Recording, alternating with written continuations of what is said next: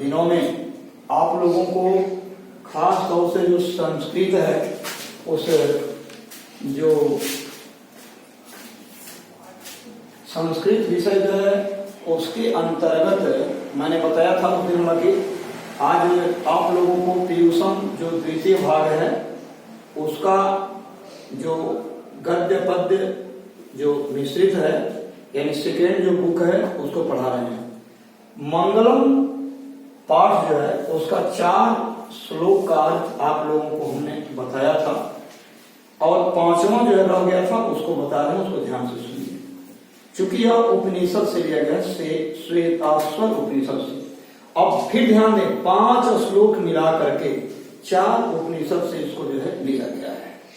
यानी इसमें जो है पहला श्लोक जो हिरण्मय है वो ईशावास्य से लिया गया है, जो अणोरणीयान है वो कठ उपनिषद से लिया गया है, सत्यमेव जयते वो मुंडक उपनिषद से और यथा नद्य भी मुंडक उपनिषद से और वेदाहमेतम जो है श्वेताश्वर उपनिषद से लिया गया है। क्योंकि मैंने इसलिए बताया कि कभी कभी प्रश्न बना देता है कि मंगलम पाठ का जो 5 श्लोक है वो कितने उपनिषदों से लिया गया है, तो आपका उत्तर होगा 4। ये जानना बड़ी जरूरी था इसलिए मैं बता दिया।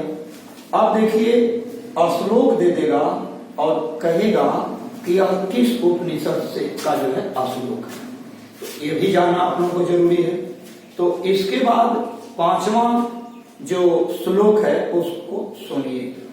वेदाहमेतं पुरुषं महान्तं आदित्यवर्णं तमसः परस्तात् तमेव विदित्वा मृत्युमेति नान्यः पंथा विद्यते अयनाय। देखिए एक एक शब्द का समझ लीजिए। वेदाहमेतं, वेद विद धातु से बना है, उसको जानना होता है। वेदाहमेतं अहम एतत् वेदम, अहम माने मैं, एतत् माने इसको, वेद माने जानता। यानी आप ये कह सकते हैं कि मैंने इस चीज को जान लिया है या मैं इस चीज को जानता हूं। कौन चीज को जानते हैं? कहते हैं पुरुषम महानतम, महानतम पुरुषम, सर्वश्रेष्ठ पुरुषम यानी ईश्वरम। महानतम पुरुषम यानी ईश्वर। ये मंगलम पाठ का जो है 5वां श्लोक है। मंगलम का जो है 5वां श्लोक जो है आप लोगों के सामने है। तो कहते हैं आदित्य वर्णम, आदित्य कहते हैं सूर्य को, आदित्य का सूर्य होता है। आदित्य वर्णन होता है रंग, सूर्य के रंग का, यानी सूर्य की तरह प्रकाशमान, सूर्य की तरह प्रकाशमान, ज्योतिर्मान, कांतिमान, देदीप्यमान। आदित्य वर्णम तामसः, तामसः मन होता है तमस, तमस मन जो है अंधकार होता है, अंधकार। तमस मन का होता है अंधकार होता है। परस्तात् उसके बाद, यानी अंधकार के पश्चात क्या होता है भाई? प्रकाश होता है। ये जो क्रम है सृष्टि की, अगर दिन होगा तो रात्रि होगी, यदि रात्रि होगी तो दिन होगा। ये निश्चित है, सुनिश्चित है। इसको हालांकि ईश्वर तो मिटा सकता है लेकिन अक्सर और लोगों के बस की बात नहीं है, इसलिए वो तो सर्वशक्तिमान है। तमेव विदित्वा मृत्युमेति, यदि आप उसको जान लेते हैं, विदित्वा माने जान करके, कत्वा प्रत्यय इसमें लगा हुआ है, विदित्वा, विदित्वा, विदित्वा, इसमें मैंने कौन प्रत्यय कहा? कत्वा प्रत्यय लगा है, ठीक है। कत्वा माने जानकर, खादित्वा खाकर, पठित्वा पढ़कर, भ्रमित्वा घूमकर, कत्वा प्रत्यय लगता है तो उसका कर हो जाता है लास्ट, घूमकर, पढ़कर, लिखकर, सोकर, जागकर। विदित्वा होता है जानकर,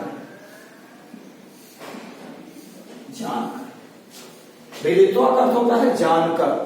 पंथा पंथा रास्ता को कहते हैं। देखिए पंथ मन रास्ता होता है और पंथा मन होता है जो बड़ा रास्ता है। पंथ से पंथा बना है, ठीक है ना। बड़े रास्ते को क्या कहते हैं बेटा? पंथा, बड़े रास्ते। क्योंकि आप जानते हैं कि ईश्वर को प्राप्त करने का जो मार्ग है वो इतना विस्तृत है, ऊपर में पढ़ाए थे श्लोकों में, कि जिसका कोई ठिकाना, इतना बड़ा है। इसलिए पंथा है यानी बड़ा रास्ता। भगवान को प्राप्ति में किसी प्रकार का कोई धक्का धुक्की नहीं है, वहां संकीर्णता नहीं उसके मार्ग में। न अन्य पंथा विद्यते अयनाय। अयनाय मन होता है जानने के लिए, और अयनाय मन होता है जानने के लिए, जानने के लिए।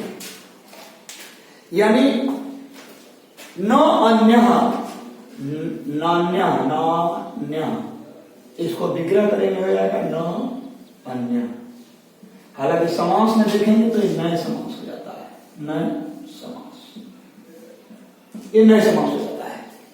न माने नहीं, अन्य माने दूसरा, यहां क्या हो जाएगा? दूसरा, इसका दूसरा। और न माने का होता है नहीं, यानी दूसरा कोई जो है आयनाय जानने के लिए कोई अन्य पंथा यानी कोई दूसरा रास्ता नहीं है।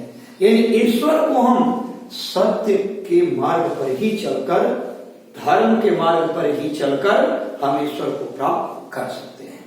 यानी कह रहे हैं अहम तमसः परस्तात्, मैं अंधकार के पश्चात। अंधकार क्या है?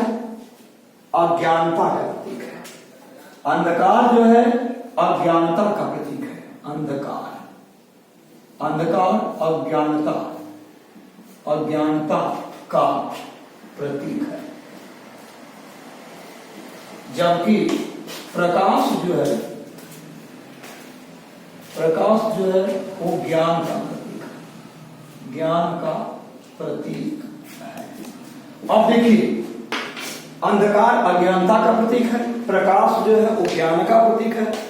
तमसो मां ज्योतिर्गमय, हे मां, यानी शारदे भवानी से कोई लड़का कह रहा है हे मां तमसो मां ज्योतिर्गमय, आप अंधकार से हमें प्रकाश की ओर ले चले। तो ये चीज जो है प्रकाश क्या है? वो ज्ञान है। और प्रकाश क्या है? वही ईश्वर है। अज्ञान क्या है? माया मोह, उसमें जो हम लोग ढके हुए रहते हैं। इसलिए वेदाहमेकं पुरुषं महान्तम अहम तमसः परस्तात्, मैं अंधकार के पश्चात आदित्य वर्णम यानी सूर्य की आभा की तरह। आदित्य वर्ण का होता है सूर्य होता है, वर्ण माने कलर यानी उस रंग का। आदित्य वर्णम तमसः यानी महानतम पुरुष, मैं उन पुरुष को जब देखा तो उनके जो मस्तक थे, उनके जो स्वरूप थे वो एकदम जगमग जगमग दिखाई देते थे, मानो लगता था कि आंखें चकाचौंध हो जाएंगी। ऐसा कि आप देखे होंगे जब विराट स्वरूप भगवान कृष्ण अर्जुन को दिखाते हैं तो उस समय उसको जो है वो नेत्र से यानी अपने नंगे नेत्रों से उसे देखने में अपने आप को अक्षम पाते हैं। तो इसलिए तम ए विदित्वा मृत्यु अत्येति, यदि आप ईश्वर को जान लेते हैं तो आप मृत्यु को पार कर जाते हैं। मृत्यु को क्या करते हैं? अत्येति, अत्येति मन होता है पार करना। अत्येति, अत्येति मन होता है पार करना। यानी यदि आप ईश्वर को जान लेते हैं तो आप भवसागर से जो है मुक्त हो जाते हैं, फिर आपको आवागमन के बंधन में कोई रोक टोक नहीं रहता। अन्यः पंथा अयनाय न विद्यते, ईश्वर को जानने के लिए सत्य और धर्म, क्या क्या? सत्य और धर्म, सत्य और धर्म के सिवा कोई दूसरा रास्ता नहीं है। आप अधर्म से ईश्वर को नहीं देख सकते, नहीं, आपके सामने कोसों दूर हो जाते हैं, और असत्य से भी जो है आप ईश्वर को नहीं बोल सकते। इसीलिए संस्कृत में कहा गया है सत्यम प्रिया प्रियम प्रिया, सत्य बोलो और प्रिय बोलो, और सत्यम प्रिया प्रियम प्रिया न प्रिया असत्यम अप्रियम, यानी या सत्यम अप्रियम। यदि सत्य जो है अप्रिय हो तो उसे नहीं बोलना चाहिए। और असत्यम तो कदापि मां बदल, असत्य तो कभी भी मत बोलिए, कभी भी मत बोलिए। उसके लिए धर्म जो है कभी आदेश नहीं देता, ऑर्डर नहीं देता, कभी आज्ञा नहीं देता। इसलिए हम लोग को सत्य और धर्म के द्वारा ही हम ईश्वर को जो है प्राप्त कर सकते हैं, ईश्वर को प्राप्त कर सकते हैं। यानी ईश्वर को प्राप्त करने के लिए हमें क्या करना होगा? सत्य और धर्म का जो है सहारा लेना होगा। इस तरह से यह पाठ जो है आपका जो श्लोक वाला जो अर्थ है वो तो समाप्त होता है। अब देखिए इसमें जो प्रश्न बनेंगे उसको आप अपने घर में यदि बुक होगा तो देखकर आप लोग पढ़िएगा, क्योंकि अब पैटर्न जो दिया है संस्कृत में नहीं दे रहा है, हिंदी में पूछ रहा है और उसका उत्तर बड़ा सहजता से आप दे सकते हैं। जैसे मान लीजिए दे रहा है कि स्वर्णिम पात्र से किसका मुख ढका हुआ है। अभी मैंने पहले श्लोक में बताया था, हिरण्मयेन पात्रेण सत्यस्य अपहितम मुखम, यानी चमचमाते हुए स्वर्णिम पात्र से सत्य का मुख जो है ढका हुआ है। 1 नंबर का प्रश्न आपको देता है और निश्चित देता है पहला पाठ से, क्योंकि पढ़ाते पढ़ाते जब आदमी अंतिम कड़ी में पहुंच जाता है तो सोचता है कि इधर का पाठ जो है लड़का भूल गया होगा, इसलिए सबसे अधिक जो है इसको पूछता है। तो प्रश्न उत्तर, आप प्रश्नोत्तर जो है किस तरह का पूछ रहा है इसके विषय में मैं बता रहा हूँ। प्रश्नोत्तर के विषय में प्रश्न और उत्तर किस तरह से, यानी चमचमाते हुए पात्र से किसका मुख ढका हुआ है? तो सत्य का, यही उत्तर होगा। दूसरा है सत्य धर्म के लिए हमें क्या हटाना चाहिए? तो आवरणम, आच्छादनम, यानी जो स्वर्णिम पात्र से जो ढका हुआ है उस पात्र को हटा देना चाहिए। तो अब प्रश्न 1 नंबर का दे देता है कि बड़ा से बड़ा क्या है? तो आपका उत्तर होगा आत्मा। छोटा से छोटा क्या है? तो आत्मा। अब आत्मा क्या है? आत्मा ईश्वरम अस्ति, आत्मा जो है ईश्वर है, वही भगवान है। हालांकि भव वो आ न, ये 5 तत्वों से जो है बना है। और देख लीजिए पूरा शरीर का निर्माण भी 5 ही तत्वों से हुआ है। इसलिए आप जाने कि 5 तत्वों से तुलसीदास जी ने लिखा, क्षितिजत पावक गगन समीरा पंच रचित अधम शरीरा, यानी जो 5 तत्वों से युक्त जो शरीर है वह जो है वही शरीर है। सुसंगठित जो रूप है वही शरीर है, और जो उसका विगठित रूप है, जो अलग अलग यदि रूपों में वो 5 तत्व होता है तो वो प्रकृति के रूप में संचालित होने लगता है। और सभी तत्व मानव ईश्वर ही है। इसलिए हम छोटा से छोटा आत्मा को कह सकते हैं, छोटा से छोटा हम ईश्वर को कह सकते हैं, हम बड़ा से बड़ा भी ईश्वर को कह सकते हैं। और पृथ्वी पर सबसे यदि महान अगर कोई है तो वह ईश्वर है। कौन है भाई? ईश्वर है, यानी सत्य है। सत्यम ईश्वरम अस्ति, मैंने अभी भी बताया है, सत्य ईश्वर है और सत्य जो है वही जो है सबसे बड़ा है। इसके बाद देगा कि कौन जीतता है, इसका उत्तर आप प्यारे छात्र आप दे सकते हैं कि सत्यम जयते, सत्यमेव जयते, यानी हिंदी में देना है कि कौन जीतता है, उत्तर होगा सत्य। कौन हारता है, कौन नहीं जीतता, तो आपका उत्तर होगा पांडित, मिथ्या, असत्य। आप जो भी लिखें आपके ऊपर निर्भर करता है। हालांकि जो कॉलम दिया होगा, जो 1 2 3 4 देता है आपका कॉलम, जैसे प्रश्न दिया कि कौन जीतता है तो दे देगा उसमें 4 ऑप्शन, एक सही होगा तो आप लिखेंगे सत्य, सत्य को लिख लेंगे आप। उसके बाद जो है फिर देता है दूसरा कौन नहीं जीतता है, आप दे सकते हैं कि पांडित, असत्य, नहीं जीतता है। इस तरह से आपका प्रश्न जो है आपके सामने बन जाता है। अब जो है आपको संधि विच्छेद करने के लिए आता है। तो जैसे कस्यापीतम है, मान लीजिए संधि विच्छेद, तो संधि विच्छेद तो मैंने बताया था, संधि सूत्र के विषय में आप लोगों को बता दिए हैं। विच्छेद कीजिए, देखिए संधि विच्छेद कीजिए में जो है इसमें दिया है कस्यापेतम, इसको कैसे हम करेंगे? कस्यापेतम,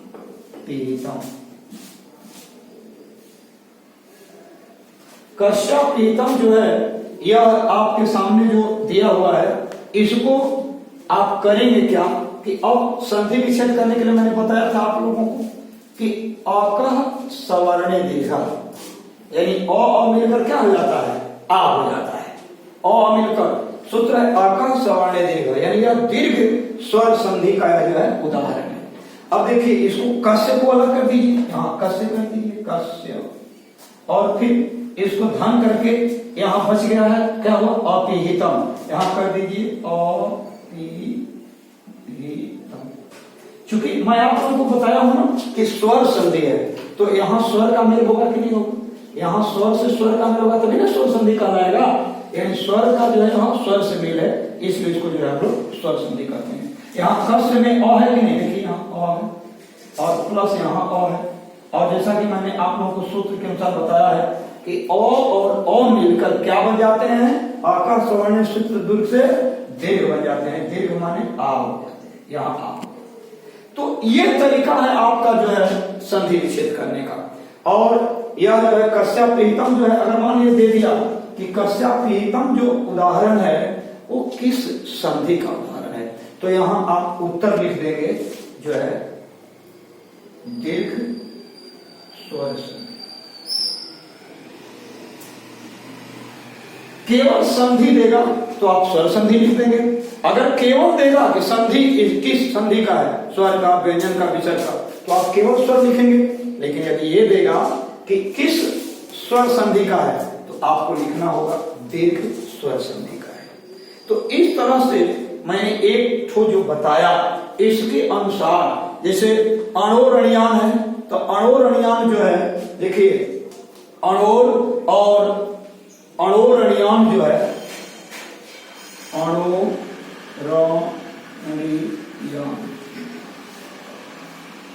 अणोरणियान जो है, अब लगभग आपको यहाँ ये देखना है हम लोगों को कि अणु माने का होता है भाई, तो सूक्ष्म से सूक्ष्म जो है, जो छोटा से छोटा कण है उसी को अणु कहते हैं। आप लोग इसको जो है विज्ञान में पढ़े होंगे, इसको जो है विज्ञान में आप लोग पढ़े होंगे अणोरणियान को। इसमें जो है अणु प्लस अणियान, देखिए अणु माने होता है छोटा, अणियान माने उससे भी छोटा। तो अणु प्लस अणियान, देखिए यहाँ जो विसर्ग है ये विसर्ग संधि है। क्योंकि विसर्ग का मेल हुआ है कि नहीं हुआ है? चाहे यदि विसर्ग का मेल यदि स्वर या व्यंजन वर्णों के साथ हो और उसमें यदि विकार उत्पन्न हो, तो उसे हम कौन संधि करते हैं? विसर्ग संधि करते हैं। तो इसको जो है विसर्ग संधि के अंतर्गत, विसर्ग यह जो है विसर्ग संधि का उदाहरण है। तो आप देखें, आप इसको इस तरह से, जैसे प्रकृति प्रत्यय देता है तो उसको अलग अलग करने के लिए दे देता है, उसमें आपको एक काम आ जाएगा प्रकृति प्रत्यय करने में, या विच्छेद करने में, या प्रकृति प्रत्यय करने में, या एक एक नंबर का कैसा हो प्रश्न, या तो विच्छेद कर दीजिए एक नंबर, या पूछ देगा कि कौन संधि है, तो यहाँ हो जाएगा। यानी किसी तरह से आप लोग जो है इसको समझ सकते हैं, परंतु किसी चीज को बढ़िया से समझिए ताकि किसी तरह से भी कुछ दे तो उसमें कोई दिक्कत जो है ना, तभी आप लोगों को जो है समझ में आएगा। अब याप्त काम तो थोड़ा कठिन जो है हम जो है लिख रहे हैं।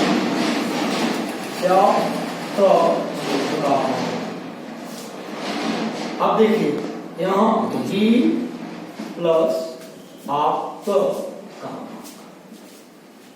अब आप जानते हैं, अब ये कौन संधि का है भाई? व्याप्त काम। चूंकि अब ई के बाद, जैसे मैंने बताया था यण स्वर संधि बताया था आप लोगों को, पहले बताया यण स्वर संधि, यदि ई के बाद यदि कोई भिन्न स्वर आए तो उसका ई का क्या बन जाता है? य बन जाता है। यानी ई को यणची, इसका सूत्र है ई को यणची। अब इसको फिर पुनः मैं ताजा कर रहा हूं। ई को यणची जो सूत्र है, इसमें यदि ई उ री के बाद, ई उ री के बाद यदि कोई भिन्न स्वर आता है, भिन्न स्वर आता है, तो तो ई का यदि मान लीजिए ठीक है, अगर अ से हुआ तो इसका क्या बन जाएगा भाई, तो इसका बन जाएगा जो है य बन जाएगा। देखिए यहां बना है कि नहीं बना है, ही में ई है ना, इसमें जो है वो क्या है, इसमें ई है, इसमें क्या है अ है, और दोनों मिलकर ये क्या बनाए हैं, ई प्लस ओ बराबर य बना दिए हैं, इसीलिए यहां य हुआ है। तो अब आपको दो चीज मिल गया, ही अर्थ का किस संधि का सूत्र है भाई, तो स्वर संधि का सूत्र है। किस स्वर संधि का, तो यण स्वर संधि। क्या कहेंगे आप, यण स्वर संधि, यण स्वर संधि का जो है सूत्र है। अब इसको आप समझ गए। इसके बाद जो है समास विग्रह देता है, तो समास विग्रह जो है आप लोगों को जो देता है, उस पहले हम समास के विषय में आप लोगों को बता देंगे, और उसके बाद समास विग्रह की जो कड़ी है इसके विषय में जो है बताएंगे। क्योंकि देखिए इसमें जो है कई तरह के प्रश्न हैं, और उन प्रश्नों का उत्तर इसमें दो तरह का प्रश्न दिया है, एक मौखिक दे दिया है, मौखिक और मौखिक प्रश्न का मतलब होता है जो केवल आप स्पष्ट बोले, कोई पूछ रहा है बोले, जिसको आप लोग अंग्रेजी में वाइवा कहते हैं, और हिंदी में हम मौखिक कहते हैं। यानी मौखिक में मुंह से केवल पूछना, आपको मुंह से उत्तर देना है। और एक होता है लिखित, लिखित मन जो होता है कलम से आप राइट करें, उसको लिखें पर जो है कॉपी पे, और लिख करके उसका विधिवत आप अपने समझदारी से उत्तर दें, उसको जो है मौखिक कहते हैं, अरे लिखित कहते हैं। तो मौखिक और लिखित, लिखित दो तरह। अब प्रश्न करेंगे कि मौखिक क्यों दे दिया है, चूंकि मौखिक, यदि आप किसी भी भाषा को, यदि हम स्पष्ट पढ़ने की कला हमारे पास न हो, स्पष्ट जवाब देने की कला न हो, तो हम कोई, यदि हम बहुत जानकार बहुत ज्ञानी हो, लेकिन किसी के सामने जब हमको प्रश्न आ जाता है मौखिक, तो वहां हमारी बुद्धि मार दी जाती है। इसलिए उस भय को दूर करने हेतु एक नए जो है एनसीईआरटी के आधार पर जो निर्धारित हुआ है कि बच्चों के बोलने की क्षमता, जवाब देने की क्षमता जो है पूर्ण विकसित कर दी जाए, ताकि वो लिखने में भी प्रवीण हो जाए और बोलकर समझने में भी प्रवीण हो जाए। इस तरह से आज जो है, अब इसमें प्रकृति प्रत्यय जो निर्देश करना है, अभी आप लोगों को थोड़ा सा रह गया है, इसको अगले दिन जो है हम इसको स्पष्ट कर देंगे कि इसमें जो है संधि विच्छेद, प्रकृति प्रत्यय, अब बताएंगे इसको विगत की प्रकृति प्रत्यय क्या है, तब आपको समझ में आएगा समास क्या है, पढ़ाएंगे। उसके बाद जो है आप लोगों को बताएंगे कि इसमें क्या क्या करना है। ठीक है, धन्यवाद।